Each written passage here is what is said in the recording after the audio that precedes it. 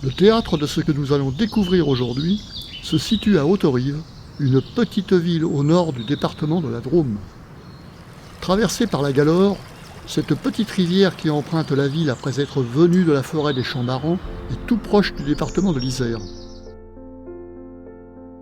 Devant l'église trône la statue du général de Miribel, une ancienne gloire de Hauterive, qui naquit le 10 septembre 1831 et qui fut chef d'état-major sous la Troisième République. Il était très apprécié de Léon Gambetta, notamment lorsque celui-ci créa son gouvernement en proclamant la Troisième République.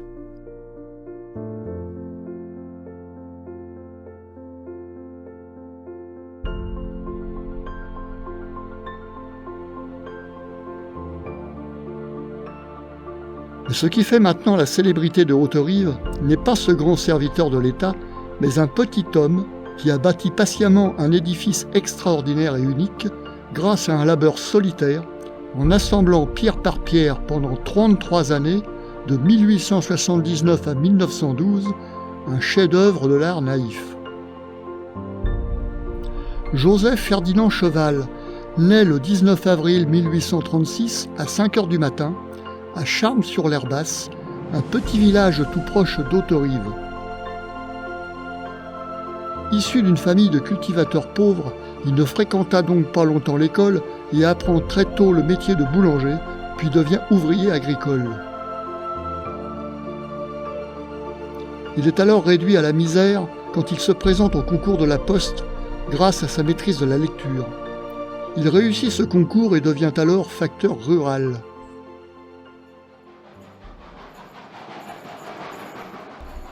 À l'époque où il exerçait le métier d'employé des postes, la carte postale faisait son apparition, en même temps que les voyages touristiques.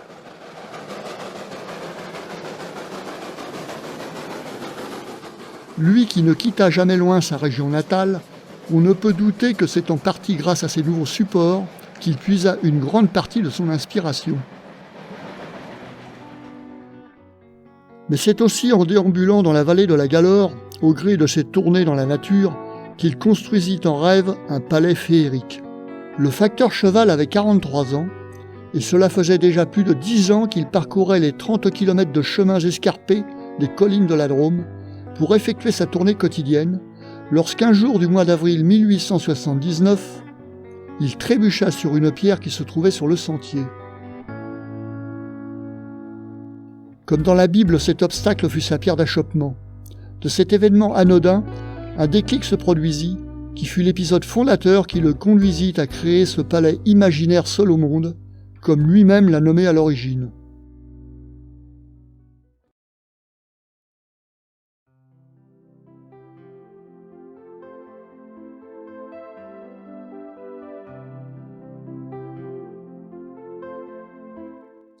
Pour visiter le palais idéal, il faut d'abord le trouver, car depuis le parking, il est bien tapi derrière les habitations environnantes. Pourtant, on ne peut douter d'être proche de notre but en observant les commerces alentours qui se sont appropriés cette curiosité locale, un phénomène récent puisque jusqu'au milieu des années 80, le palais tendait à sombrer un peu dans l'oubli. Depuis que la mairie en est la propriétaire, les choses ont bien changé. Après que les descendants du facteur se soient séparés du palais en 1994, la mairie de Hauterive a su mettre en valeur ce trésor avec un aménagement du site et de nombreux efforts de communication. Aussitôt après avoir franchi le sas d'entrée du site, on tombe immédiatement sous le charme de ce monument exubérant, avec ses dimensions impressionnantes lorsqu'on songe que l'édifice est le travail d'un seul homme. Il s'étend sur 26 mètres de long par le côté nord et s'élève vers le ciel à près de 10 mètres de haut.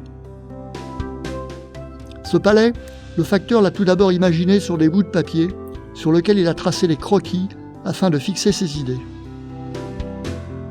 Ferdinand Cheval avait entre autres dessiné un plan en 6 feuillets en 1880, un des rares documents conservés jusqu'alors. Le facteur Cheval, pour passer du rêve à la réalité, n'avait aucune connaissance en maçonnerie. C'est donc d'une manière totalement empirique qu'il réalisera son rêve. Une ossature en pierre ou en parpaing, fabriquée avec de la chaux, du sable, du gravier, des galets et de la cendre suffiront. Mais il fut également un précurseur, en utilisant du ciment armé et du mâche-fer. Et bientôt les roches deviennent des sculptures, un bassin et des cascades apparaissent. Et petit à petit, tous ces éléments grossissent le bâtiment. Des coquillages et même des coquilles d'huîtres sont acheminés pour bâtir et décorer inlassablement cette œuvre imposante et aléatoire pour former des grottes, des escaliers, des labyrinthes, des galeries ou bien des statues. En agrégeant tous ces éléments hétéroclites, c'est ainsi que débuta ce chef-d'œuvre de l'architecture naïve.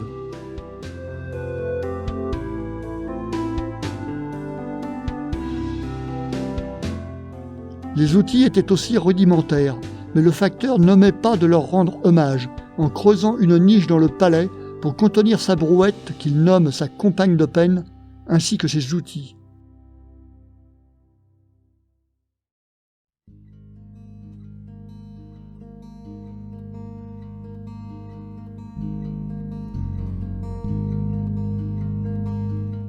Il nomma tout d'abord son édifice le Palais Imaginaire, avant sa rencontre avec un poète grenoblois qui visita le monument en 1904 et lui suscita d'appeler son œuvre le Palais Idéal. Cette œuvre hétéroclite occupa ainsi 33 années de sa vie. C'est dans son jardin potager que surgit une construction primitive, tout d'abord un bassin avec une fontaine à cascade qu'il nomma la source de la vie. Pour le facteur, l'eau était un élément incontournable et un réservoir permettait en son temps d'alimenter le palais et sa fontaine. À l'époque de Ferdinand Cheval, des visiteurs ont pu bénéficier de ce spectacle. Mais cette source a dû être condamnée depuis pour préserver l'édifice. À la suite, il décide d'ériger une autre grotte dédiée à Saint-Amédée, patron de Haute-Rive et moine de Beaunevau. Enfin, le facteur élève la grotte de la Sagesse, qui vient encadrer celle de Saint-Amédée. Il continua ensuite l'extension vers le nord de son œuvre en façonnant le tombeau égyptien dans ce style si particulier, celui-ci étant destiné à l'origine à devenir son tombeau, car il avait souhaité se faire enterrer à la manière des rois pharaons. Situé à 3 mètres de profondeur, il comporte 2 cercueils en pierre. À côté, veille le monument égyptien avec 4 colonnes boursouflées, cette partie rebaptisée plus tard le Temple de la Vie.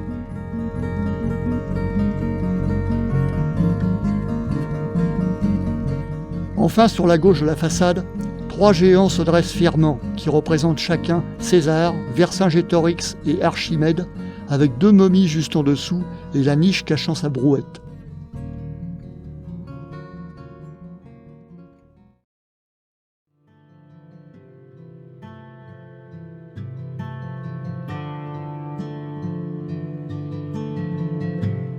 Cette partie de l'édifice était au départ le lieu de stockage où il amoncelait les matériaux nécessaires à la construction de son projet. Il aménagea alors cet endroit qui devint une grotte rendant hommage aux temps anciens. Il nomma cet endroit qui renfermait les silex et les pierres le musée antédiluvien, un éloge aux temps anciens. Au-dessus jaillit la tour de Barbarie, cette tour mauresque avec ses figuiers, ses cactus, des palmiers et des oliviers.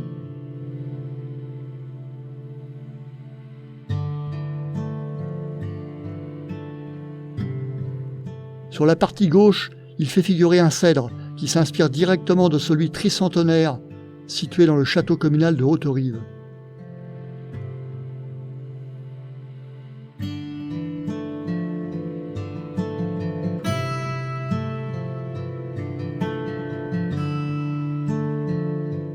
Grâce aux illustrations qui apparaissent à cette époque, Ferdinand Cheval a pu reproduire le long de cette façade différentes représentations incitant au voyage. Un chalet suisse, un temple hindou, la Maison Blanche, la Maison Carrée d'Alger et un château au Moyen-Âge.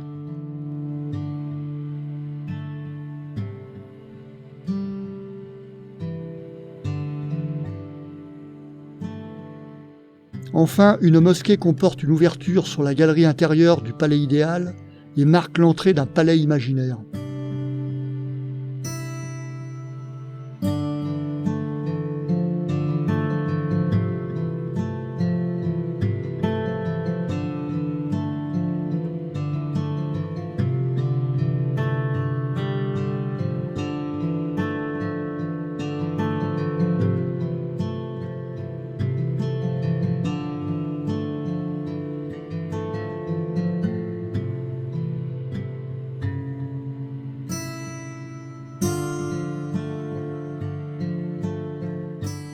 De la façade ouest, on accède directement par un escalier circulaire à une terrasse de 23 mètres de long où on peut admirer, dans cette époque coloniale ouverte sur le monde, cette tour de barbarie qui culmine sur la partie sommitale.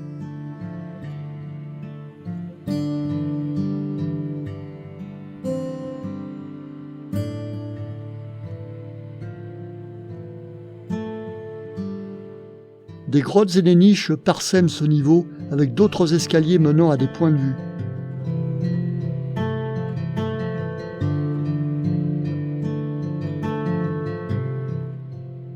Sa pierre d'achoppement dont son pied avait accroché et qui a failli le faire tomber trône en bonne place au centre de la terrasse.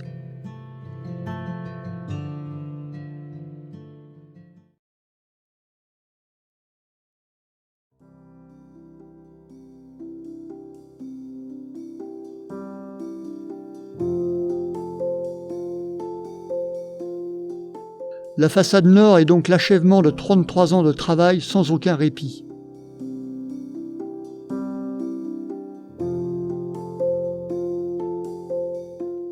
Une pieuvre sculptée sur la partie ouest sonne le point final de cette œuvre utopique.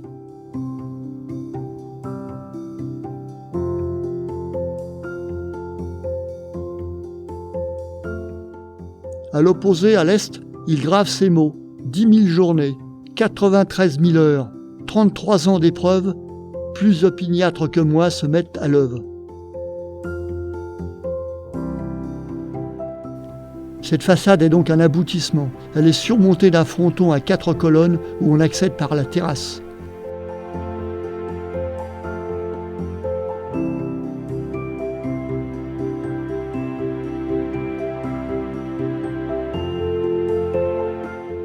Sur la partie basse, on y trouve un impressionnant bestiaire habité d'une multitude d'animaux fantastiques, sortis tout droit de l'imagination du facteur cheval.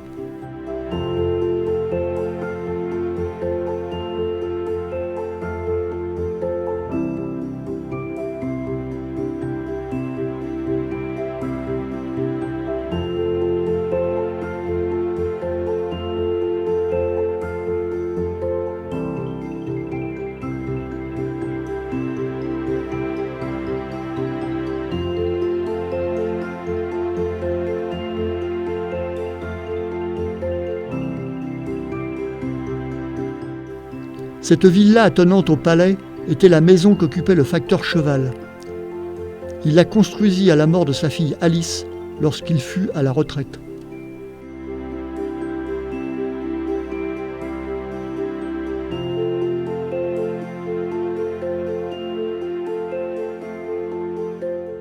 Cette villa ne peut être dissociée du palais car elle possède une terrasse destinée à valoriser son œuvre, car le facteur voulait admirer et faire admirer son œuvre depuis ce point de vue.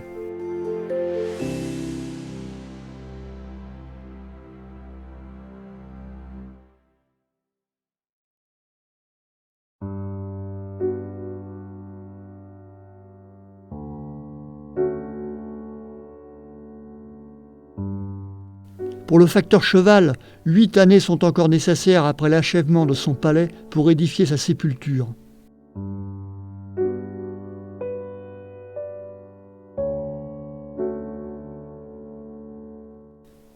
Puisque l'inhumation dans son palais lui a été refusée par l'administration, il bâtit lui-même sa sépulture dans le cimetière de Haute-Rive.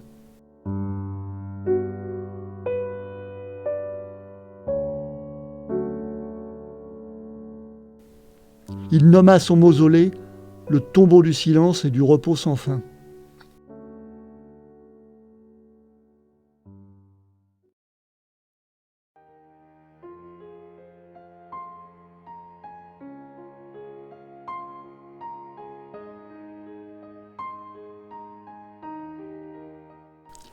Bien que moqué par certains qui le considéraient comme un être étrange ou bien un pauvre fou, tandis que d'autres pourtant n'hésitaient pas à l'encourager, la véritable reconnaissance ne vient que bien plus tard, sous l'impulsion d'un ancien ministre, André Malraux, avec le classement de son œuvre au titre des monuments historiques le 23 septembre 1969, contre l'avis de la plupart des experts qui jugeaient le palais hideux. Les références à l'œuvre du facteur, pourtant autodidacte, sont nombreuses et nous pouvons en énumérer quelques-unes. André Breton rendra hommage au facteur Cheval en 1932 dans un poème intitulé « Le revolver aux cheveux blancs ». C'est aussi André Breton qui fait connaître à de nombreux surréalistes l'existence de l'œuvre du facteur. L'extravagance ornementale du palais idéal se compare aisément aux œuvres d'un autre maître du surréalisme, Salvador Dali, dont l'artiste s'est aussi inspiré dans son architecture. Parmi le bestiaire d'animaux fantastiques présents, les oiseaux figurent en bonne place dans l'œuvre du facteur. Le grand artiste Pablo Picasso, qui a visité le palais en 1937, lorsqu'il descendait alors dans le sud de la France, y évoque dans une esquisse la force de la nature en représentant le facteur par un cheval à tête d'oiseau marqué des PTT. Différents supports ont servi à la médiatisation, comme l'édition d'un timbre ou d'une pièce de monnaie à l'effigie du palais idéal. Mais le cinéma et la chanson ont fait écho à cette œuvre aussi. Dès 1939, le Parisien Jacques-Bernard Brunius, pionnier du film de montage, a écrit et réalisé un court-métrage, Le Violon d'Ingres. Ferdinand Cheval était facteur rural à Haute-Rive, dans le département de la Drôme. Il parcourait chaque jour, dans la vallée de la Galaure, 32 km à pied. Il raconte dans ses mémoires: que faire en marchant perpétuellement dans le même décor, à moins que l'on ne songe? Je songeais. Je construisais en rêve un palais féerique, dépassant l'imagination tout ce que le génie d'un humble peut concevoir. En 2012, l'artiste français Hugo Frey a donné un concert sur place à l'occasion du centenaire de la réalisation du palais. Mais plus récemment, en 2018, Niels Tavernier a également contribué grandement à faire connaître un peu plus cette aventure féerique du facteur Cheval en réalisant un film tourné avec des acteurs prestigieux comme Jacques Gamblin et Laetitia Casta.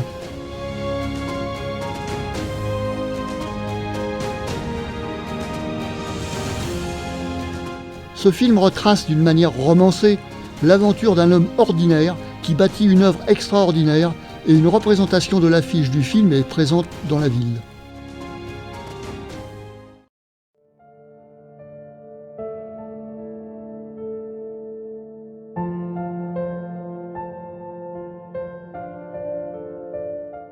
Joseph Ferdinand Cheval meurt le 19 août 1924 à l'âge de 88 ans.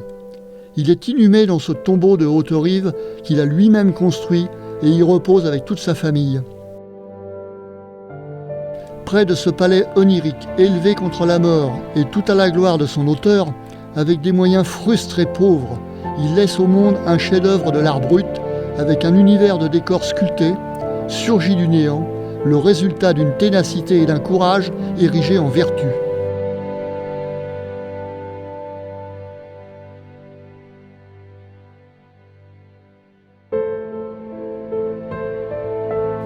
André Breton, un des plus fervents admirateurs du facteur Cheval, a dit « Le plan des merveilles du monde, qu'on avait pu croire perdu, était là, sous leur oreiller.